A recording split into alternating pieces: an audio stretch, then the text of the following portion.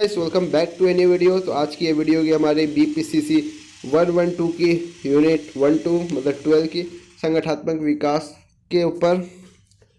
तो चलिए स्टार्ट करते हैं हम लोग अपना उद्देश्य हो ख़त्म। तो संगठनात्मक विकास की परिभाषा तथा प्रासंगिकता। ठीक है, परिवर्तन को मान लेना, परिवर्तन स्वीकृत और बाद में संगठनात्मक विकास की दिशा में परिवर्तन हम लोग पहले पढ़े थे। संगठनात्मक परिवर्तन या संगठन में परिवर्तन, ठीक है, जब होता है तो क्या होगा, तो फिर संगठन का विकास होगा। तो संगठन के विकास की परिभाषा और प्रासंगिकता ही है हम लोग का ये 12.2। संगठनात्मक विकास को सामाजिक क्रिया के माध्यम से शैक्षणिक अनुसंधान और व्यावसायिक अभ्यास दोनों के लिए एक क्षेत्र के रूप में देखा जा सकता है। बेसिन के अनुसार संगठनात्मक विकास किसी भी परिवर्तन की प्रक्रिया है और एक बारीकी शिक्षित रणनीति है जो संगठनों के विश्वास, मूल्य और संरचना को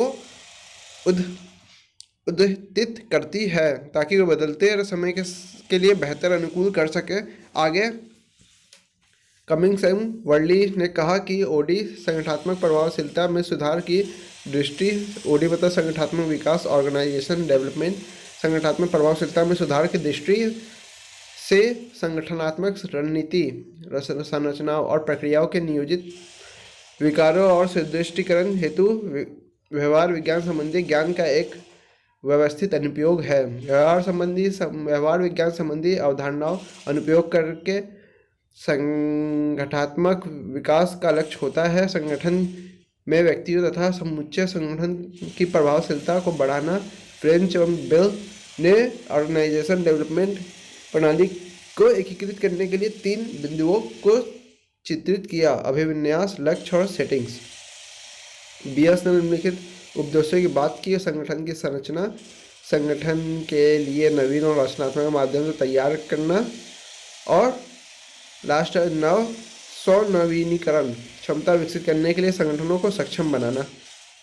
ठीक है, 3 प्रमुख कारण ऑर्गेनाइजेशन डेवलपमेंट संबंधी रणनीतियों की आवश्यकता में योगदान करता है। प्रथम है वैश्विक सरकारों, दूसरा है सूचना प्रौद्योगिकी और तीसरा है वैश्विक और सूचना प्रौद्योगिकी के परिणाम स्वरूप प्रबंधकीय नवाचारों ने नए संगठनात्मक रूपों के गठन को गति दिया है। ठीक है, उनकी संगठनात्मक विकास की प्रासंगिकता और जवाबदेही लगातार बढ़ती जा रही है क्योंकि संगठन एक जटिल, तनावपूर्ण और लगातार बदलती दुनिया के तहत प्रभावी ढंग से कार्य करने की चुनौती का सामना कर रहे हैं। यह उन्हें इष्टतम तरीके से स्वयं को बदलने में सहायता करने हेतु महत्वपूर्ण भूमिका निभाता है। संगठनों के अलावा और संगठनात्मक विकास उनके लिए महत्वपूर्ण है जो क्षेत्र में अपनी आजीविका बनाते हैं, जैसे किसी संगठन में सलाहकार या क्लाइंट के रूप में। कई संगठनों से अलग बाहरी सलाहकार आगे संगठनात्मक विकास प्रबंधकों एवं प्रशासकों जैसे पेशेवरों के लिए प्रासंगिक है कि दिखाया गया कितनी ज़्यादा जरूरी है कि वो आप सरकारी हो या गैर सरकारी हो, हर चीज़ के लिए आगे बढ़ना जरूरी है और आगे बढ़ना ही जीवन का एक लक्ष्य होता है। प्रासंगिकता है तो हमेशा आगे बढ़ते रहना चाहिए और ये ज़रूरी है। ये तो कानून डेवलप होता है तो आपको बदलना पड़ता ही है। संगठनात्मक विकास की ऐतिहासिक पृष्ठभूमि। आमतौर पर संगठनात्मक विकास को अग्रेकित 5 मुख्य पृष्ठभूमियाँ स्टेप्स होना चाहिए वैसे तो से निकला हुआ माना जाता है। स्टेम्स से निकला हुआ माना जाता है। प्रयोगशाला प्रशिक्षण, कार्य अनुसंधान, सर्वेक्षण, प्रतिपुष्टि। तीसरा है मानदंड संबंधी दृष्टिकोण। चौथा है कार्य जीवन की गुणवत्ता और पांचवा है रणनीति परिवर्तन। प्रयोगशाला प्रशिक्षण प्रतिपादन। प्रयोगशाला प्रशिक्षण पृष्ठभूमि में वे 9 प्रयोग शामिल थे जिसमें प्रयोगशाला प्रशिक्षण से मिली अंतर्दृष्टि संगठनों की जटिल दुनिया में लागू किया जाता था।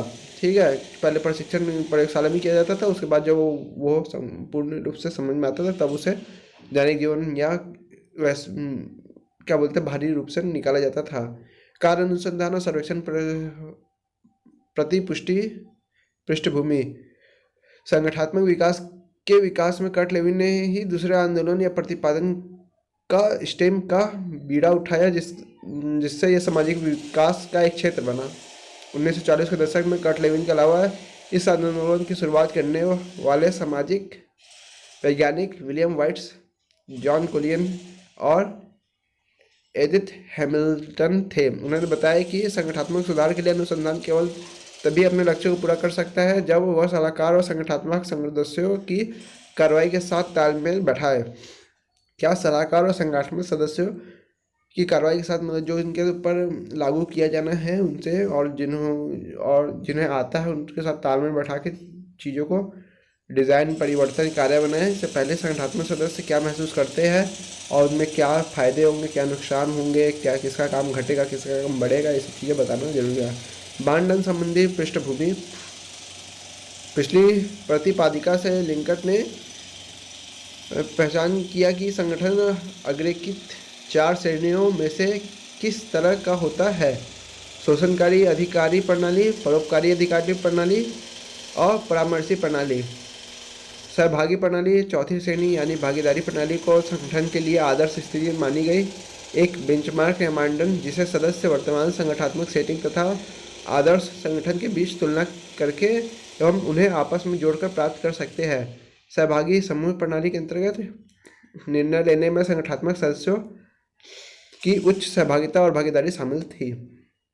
उत्पादकता और कार्य जीवन की गुणवत्ता पृष्ठभूमि। यह प्रतिपादिका एरिक ट्रिक्स और Travis stock institute of human relations London के सहयोगी द्वारा किए गए एक शोध पर आधारित है, जिसमें लोगों तथा प्रौद्योगिकी के सम्मेलन को लक्षित किया। कार्य जीवन की गुणवत्ता संबंधी कार्यक्रमों में यूनियन तथा प्रबंधकों दोनों शामिल थे, जो काम के डिज़ाइन पर चर्चा करने के लिए एक साथ आए, जिनसे कर्मचारियों के लिए अधिक विवेक, असाइनमेंट में विविधता और रचनात्मक प्रतिक्रिया की स्थिति बनी। रणनीति परिवर्तन पृष्ठभूमि। जैसे जैसे संगठनों की तकनीकी, सामाजिक और राजनीतिक वातावरण अधिक जटिल और अंतःस्थापित होता गया, वैसे वैसे प्रणाली और नियोजित परिवर्तन प्रक्रिया आवश्यक देखी गई कि जैसे जैसे संगठन बड़ा होता जाता है वैसे वैसे आवश्यकताएं भी बढ़ती जाती है और फिर परिवर्तन भी जरूरी होता जाता है और विकास जरूरी हो जाता है। संगठनात्मक विकास के निर्देश मॉडल। संगठनात्मक परिवर्तन के दो मुख्य सिद्धांत के माध्यम से किया जाता है। एक जो संबंधित है कि क्या और कैसे परिवर्तन होता है, और दूसरा जो इससे संबंधित है कि कौन सा व्यवहार या क्रिया परिवर्तन का कारण बन सकता है, जिस उस दिशा में प्रदान कर सकता है। तो पहला तो क्या है, ध्यान से समझना। एक जो इससे संबंधित है कि क्या और कैसे परिवर्तन होता है, ठीक है, क्या परिवर्तन करना है और कैसे करना है। और दूसरा क्या है, संबंधित है कि कौन सा व्यवहार और क्रिया परिवर्तन कारण बन सकती है। पता है कौन सा ऐसा चीज़ है जहाँ परिवर्तन की जो कारण बन रहा है, मतलब जहाँ हमें किसी चीज़ को फिक्स करना है कि ये चीज़ें में हमें परिवर्तन करना है तो हमें ये चीज़ें जल्दी होंगी और हमें यहाँ पे अच्छी चीज़ें का सामना व्यवहार में मिलेगा, हमारा प्रोडक्शन अच्छा होगा, हमारा चीज़ों को फैसिलिटीज मिलेगी। कौन सा व्यवहार और क्रिया परिवर्तन का कारण बन सकता है। एक बहुत बड़ी फैक्ट्री है, उसमें क्या परिवर्तन कारण बन सकता है ये देखा जाता है।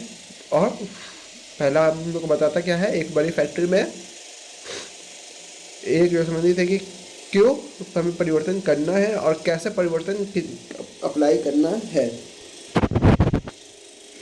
ठीक है। तो कार्यान्वयन सिद्धांत, परिवर्तन प्रक्रिया सिद्धांत मुख्य रूप से शिक्षा विधियों के योगदान द्वारा विकसित होते हैं, जबकि कार्यान्वयन सिद्धांत निर्देश में पेशेवरों को मुख्य योगदान होता है। परिवर्तन का 3 चरणीय निदर्श। कर्ट लेविन ने मानव व्यवहार को एक दूसरे के विरोध में काम करने वाली कई सक्रिय शक्तियों के रूप में देखा जा सकता है। 3 स्टेप मॉडल के अंतर्निहित धारणा यह है कि इन सक्रिय बलों में संतुलन में बदलाव करके व्यवहार को एक अनुकूल दिशा में बदला या निर्देशित किया जा सकता है। संगठनों में प्रोत्साहन तथा समूह अपेक्षाओं जैसी ताकतें एक दूसरे के विरोध में काम कर रही है, जबकि पहले वाली एक प्रेरक शक्ति है तथा बाद वाली निरोधक बल और अंशा विकास बल। निदर्श मॉडल के अनुसार परिवर्तन को 3 चरणों में सफलतापूर्ण लागू किया जा सकता है: अनफ्रीजिंग, चेंजिंग और डिफ्रेजिंग। अनफ्रीजिंग, चेंजिंग और ये चीज़ों का हम लोग ऊपर पढ़ा है। अनफ्रीजिंग संगठनों मतलब ऊपर का मतलब है कि यूनिट 11 में अनफ्रीजिंग संगठन में अपने मानदंड और काम करने के स्थापित तरीके हैं। इसलिए पहला कदम कठोर प्रथाओं को बरकरार रखने वाली ताकतों को कम करना है, उन प्रथाओं को शिथिल बनाना है कि वो थोड़ा थोड़ा कमज़ोर हो और मूवमेंट थोड़ा सा बाहर के फील्ड में भी करे। और मतलब ये चीज़ें रोज़ हम इसी तरीके से एक लाइन बनाते हैं तो हम उस लाइन को थोड़ा सा ऊपर नीचे करना स्टार्ट करें। जो लोग बहुत ज़्यादा कठोर है और अपने काम के प्रति बहुत पक्के हैं, जो परिवर्तन नहीं सह पाएंगे, सबसे पहले उन्हें फ्लक्चुएट किया जाना चाहिए कि अच्छा आज तुम रोज़ एक यही काम करते हो, आज तुम 2 घंटा वो वाला काम करना और 2 घंटा आज तुम कल वो वाला काम कर लेना। तो उन लोग को थोड़ा सा बदलाव होना चाहिए, जैसे वो परिवर्तन महसूस करे। और जब परिवर्तन किया जाए या बदलाव लाया जाए विकास के लिए, तब उन्हें सबसे कम जो सबसे ज़्यादा जो इनका काम हमेशा फिक्स रहता है तो उन्हें सबसे कम ज़्यादा प्रॉब्लम होगी, तो उनको ये चीज़ नॉर्मल लगे। ठीक है, यह चरण संगठनात्मक सदस्यों को आगामी परिवर्तन के लिए तैयार करने में मदद करेगा। ठीक है, फिर हम लोग बढ़ते हैं परिवर्तन संक्रमण। इस चरण में परिवर्तन को वास्तविक परिचय और कार्यान्वयन शामिल है कि देखो हम जो कर ला रहे हैं उसका मतलब क्या है, वो कहाँ हमें बेनिफिट प्रोवाइड करेगा और कहाँ इसका कार्यान्वयन कैसा होता है, इसमें कौन कौन रहेगा, इसमें कौन कौन नहीं रहेगा, इसमें किस किस चीज़ को फायदा रहेगा, उसको पूरा खुलापन देखना चाहिए। परिवर्तन के दौरान जारी रखने पर उसमें पहले चरण में बताई गई प्रक्रिया भी सहायक होती है। ठीक है, रिफ्रीजिंग हाँ ठीक है, यह अंतिम चरण है जहाँ परिवर्तन के एजेंट को संगठन में एकीकृत किया जाना है। इसका उद्देश्य एक ऐसी संतुलन साम्यावस्था प्राप्त करना है जहाँ परिवर्तन संगठनात्मक मानदंडों और मूल्यों का एक हिस्सा है। इसलिए संगठनात्मक प्रक्रियाओं और प्रबंधन प्रणालियों में एक परिवर्तनों को सुदृढ़ करने के लिए प्रयास करना महत्वपूर्ण है। क्रियात्मक अनुसंधान निदर्श। ठीक है, परिवर्तन के 3 चरण निर्देश 3 स्टेप मॉडल की तरह ही होना चाहिए। इसमें गलत लिख दिया है शायद, तरह ही हाँ ठीक स्पेस देना भूल गया। तरह ही 1946 में कर्ट ल्यूविन द्वारा क्रियान्वित अनुसंधान निदर्श एक्शन रिसर्च मॉडल प्रस्तुत किया गया। यह निदर्श क्रियान्वयन अनुसंधान दृष्टिकोण का एक हिस्सा है जो परिवर्तन के एजेंट या शोधकर्ता के लक्ष्य या क्लाइंट के बीच सहयोगात्मक प्रयासों के जरिए समस्याओं को हल करने पर केंद्रित है। समस्याओं को हल करने के अतिरिक्त यह दृष्टिकोण सूचना सृजन पर भी ध्यान केंद्रित करता है। परंपरागत रूप से क्रियात्मक अनुसंधान के अंतर्निहित धारणा यह है कि जब संस्था के सदस्य जानकारी एकल करने तथा कार्रवाई योग्य समाधानों के कार्यान्वयन में सक्रिय रूप से लगे हो तो इस चक्रीय प्रक्रिया से संगठनात्मक समस्याओं का समाधान हो सकता है। एक्शन रिसर्च मॉडल में 7 मुख्य चरण शामिल है, जिसमें प्रत्येक योजना कार्रवाई और जानकारी एकत्र करने का एक चक्र बनाता है। समस्या की पहचान करना सबसे पहली बात रहती है कि समस्या क्या है, उसकी पहचान है। एक व्यवहार विज्ञान विशेषज्ञ के साथ परामर्श कि भाई हमें जो परामर्श करना है हमारी ये समस्या है, उससे के ऊपर कैसे कैसे चर्चा की जाती है। आंकड़ा एकत्र करना और प्रारंभिक निदान। पहले तो हम आंकड़ा एकत्र करेंगे कहाँ कहाँ समस्या आ रही है, कैसे कैसे आ रही है, उसका फिर निदान खोजेंगे। प्रमुख या समूह को प्रतिक्रिया कि हमें देखो यहाँ समस्या आ रही है, उस समूह को प्रतिक्रिया में देंगे और प्रमुख रूप से इसमें काम लगाएंगे। समस्या का संयुक्त निदान, सब लोग को हम एक योजना परिवर्तन के लिए सबके संयुक्त लोग को बुलाएंगे कि हमें यहाँ समस्या आ रही है, उसका निदान के बारे में एक चर्चा करवाएंगे और फिर संयुक्त कार्य योजना उस पर तैयार की जाएगी।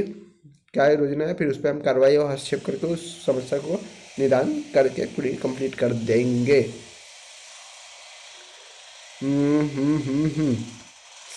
सराहनीय जांच निदर्श, जहाँ क्रियात्मक अनुसंधान दृष्टिकोण संगठनात्मक विकास के लिए एक समस्या केंद्रित दृष्टिकोण है। प्रासंगिक जांच निदर्श एक सकारात्मक दृष्टिकोण को अपनाता है। इसमें संगठनात्मक विकास के लिए कथात्मक दृष्टिकोण का उपयोग किया गया। ठीक है, किया गया उदाहरणता छोड़ी दो, हटाओ। ठीक है, ये 4D मॉडल उपयोग अक्सर सराहनीय जांच दृष्टिकोण का वर्णन करने के लिए किया जाता है। 4D मॉडल एक चक्रीय प्रक्रिया की शुरुआती संबंधी निष्कर्ष के रूप में संगठनात्मक परिवर्तन का वर्णन करता है, जिसके अंतर्गत खोज, स्वप्न, डिजाइन और डिलीवरी सम्मिलित है। खोज में चरण प्रतिभागी के विवरण, प्रतिबिंबों और चर्चाओं का उपयोग यह जानने के लिए किया जाता है कि ध्यान बिंदु फोकस क्या होना चाहिए, समस्या या कोई भी चीज़ों पर फोकस क्या होना चाहिए। स्वप्न खोज के बाद संगठनात्मक सदस्य यह कल्पना करने के लिए एकत्रित होते हैं कि परिवर्तन के बाद संगठन का आदर्श स्थिति क्या होगी, कि हम कितना डेवलप कर रहे होंगे, कैसा लोग कल्पना करते हैं, उसी को क्या बोला गया है, स्वप्न। डिजाइन सपनों के वास्तविक प्रस्तावों के माध्यम से एक ठोस डिजाइन परिवर्तित किया जाता है कि हमारी ये चीज़ें बदलाव होगी तो हम अब उसमें ठोस डिजाइन करेंगे, परिवर्तित किया जाता है और नए संगठनात्मक स्थितियों के बीच खाई भर सकता है। मतलब जो हमारी ग्रोथ का हमने जो सोचा है उसको बीच में हम उसको बनाएंगे और वो फिर खाई भर जाएगी और फिर डिलीवरी स्टार्ट करेंगे। यह स्तर संगठनात्मक सदस्य डिजाइन स्टेटमेंट के अनुसार आवश्यक कार्रवाई करते हैं, अपने व्यवहार के परिणामों का मूल्यांकन करते हैं। नियोजित परिवर्तन का समान निदर्श, ठीक है। कमिंग्स और वर्ल्डी ने ऑर्गेनाइजेशन डेवलपमेंट मतलब संगठनात्मक विकास परामर्श प्रक्रिया का वर्णन करने हेतु सामान्य निर्देश के साथ एक आने वाले की लिहाज से क्या बकवास हो रहा है, वर्णन करने हेतु समान निदर्श के साथ आने की लिहाज से ऊपर चर्चा की गई 3 निदर्शों की एकीकृत किया, अर्थात नियोजित परिवर्तन का समस्या निदर्श या समस्या समाधान के दृष्टिकोण को समेकित करता है, लेकिन संगठन में पहले से मौजूद सर्वोत्तम प्रथाओं को समझने और उपयोग करने के महत्व को भी ध्यान में रखता है। नियोजित परिवर्तन 4 चरणों या गतिविधियों का सेट के माध्यम से प्राप्त किया जा सकता है। प्रवेश एवं अनुबंधन, निदान एवं प्रतिपुष्टि, योजना एवं कार्यान्वयन और मूल्यांकन एवं स्थानीकरण। प्रवेश और अनुबंधन क्या रहेगा हमारा, तब वही चीज़ है। निदान और प्रस्तुति क्या रहेगी, फीडबैक। योजना और कार्यान्वयन कैसा परिवर्तन करना है, मूल्यांकन और स्थानीकृत परिवर्तन, वही सब चीज़ें हैं। पहले समस्या पता की जाएगी, फिर समस्या का एक ऊपर डिज़ाइन बनाया जाएगा, फिर वो डिज़ाइन को अप्लाई किया जाएगा, फिर उसके बाद कैसा हमारा परिणाम आ रहा है, उसके बाद उसमें क्या मूल्यांकन किया जाएगा और स्थानीकृत परिवर्तन क्या क्या हुए, ठीक है। संगठनात्मक विकास संबंधी हस्तक्षेप। संगठनात्मक विकास या ओडी हस्तक्षेप ऐसे कार्यक्रम है जो संगठनात्मक समस्याओं को हल करने या संगठनात्मक लक्ष्यों की ओर से संबंधित योजना द्वारा विकसित किए जाते हैं। इन नियोजित कार्यक्रमों से यह अपेक्षा की जाती है कि इस कार्यस्थल पर कामकाज सकारात्मक रूप से प्रभावित होता है और पारस्परिक व्यावसायिक संबंधों में सुधार होगा। निदान के दौरान पहचानी गई समस्याओं जैसे कार्य निष्पादन कौशल एवं निष्पादन, कार्य प्रक्रिया, कार्य प्रेरणा, कर्मचारी प्रतिधारण और प्रौद्योगिकी को ओडी हस्तक्षेप द्वारा समाधान हेतु लक्षित किया जाता है। तो मानव प्रक्रिया के हस्तक्षेप के संगठन के लोगों और उन प्रक्रियाओं में विशेष ध्यान दिया जाता है जिनके द्वारा वे संगठन के दृष्टिकोण और लक्ष्यों को पूरा करते हैं। संचार दलों में निर्णय लेना, समस्या समाधान और नेतृत्व जैसी प्रतिक्रियाएं इस हस्तक्षेप के अंग है। वे मनोवैज्ञानिक और सामाजिक मनोविज्ञान क्षेत्र में निहित है, जहां सामाजिक संदर्भ, समूह की गतिशीलता और सामाजिक संबंध प्रमुख तत्व है। इस श्रेणी में 3 हस्तक्षेप शामिल है जो व्यक्तिगत और समूह स्तरों पर काम करते हैं। प्रक्रिया परामर्श, तृतीय पक्ष हस्तक्षेप, दल निर्माण, संगठनात्मक टकराव बैठक, अंतर समूह संबंध, बड़े समूहों के हस्तक्षेप, तकनीकी संरचनात्मक हस्तक्षेप। यह हस्तक्षेप संगठन के तकनीकी पहलुओं पर ध्यान केंद्रित करता है, जैसे कि नौकरी के डिजाइन और कार्य के तरीके और इसकी संरचना। उदाहरण के लिए संगठन का पदानुक्रमण, कार्य का विभाजन। तकनीकी संरचना हस्तक्षेप मोटे तौर पर समाजशास्त्र, मनोविज्ञान और इंजीनियरिंग के सिद्धांतों का पालन करते हैं। नौकरी की उत्पादकता और कर्मचारियों की पूर्ति की सुधार कैसे किया जाए, इस पर ध्यान केंद्रित किया जाता है, क्योंकि उनका मानना है कि उचित डिजाइन और संरचना से संगठनात्मक प्रभावशीलता में वृद्धि होगी। संगठनात्मक अभिकल्प, डिजाइन या तकनीक संरचनात्मक हस्तक्षेप कार्य के विभाजन और कार्यों के कैसे विशिष्ट किया जाता है इससे संबंधित है। आकार घटना, पुनर्संरचना, मानव संसाधन प्रबंधन हस्तक्षेप। इन हस्तक्षेपों में संगठन के लोगों का समर्थन करने हेतु लक्ष्य निर्धारण, पुरस्कृत करना, करियर योजना एवं प्रबंधन और निष्पादन मूल्यांकन जैसी गतिविधियां शामिल है, जिसके द्वारा हम संसाधन प्रबंधन हस्तक्षेप कर सकते हैं और आराम से हम उसमें विकास कर सकते हैं अपने संगठनात्मक रूप से। लक्ष्य निर्धारण निष्पादन का मूल्यांकन, पुरस्कार प्रणाली जैसे कि बात कर दिया, रणनीति हस्तक्षेप, एकीकृत रणनीति परिवर्तन, संस्कृति परिवर्तन, विलय और अधिग्रहण, स्व अभिकल्पपूर्ण संगठन, स्व आकलन प्रश्न 2। तो कहानी हो गई है ख़त्म। 20 मिनट तक का वीडियो बन चुका है। और वीडियो में कोई डाउट और प्रॉब्लम हो तो आपको कमेंट करना है, और किसी भी तरीके का कोई सुझाव देना है तो भी आप कमेंट कर सकते हो, और किसी भी तरीके की कोई पर्सनल क्वेरी या प्रॉब्लम हो तो आप डिस्क्रिप्शन बॉक्स में भी आप उसे पूछ सकते हो, मुझे पर्सनली मैसेज करके। मेरे लिंक्स वहाँ दिए हुए हैं। तो जाते जाते वीडियो को लाइक और चैनल को सब्सक्राइब कर देना, और अपने दोस्तों के साथ इस वीडियो को शेयर कर देना जो BA PCH या इस बुक को पढ़ रहे हो। So guys, thank you for watching. मिलते हैं नेक्स्ट लेवल के नेक्स्ट वीडियो में, यूनिट 13 में। तो सकारात्मक संगठनात्मक व्यवहार पढ़ने के लिए चैनल को सब्सक्राइब कर लेना और वीडियो को लाइक कर देना। टाटा बाय बाय।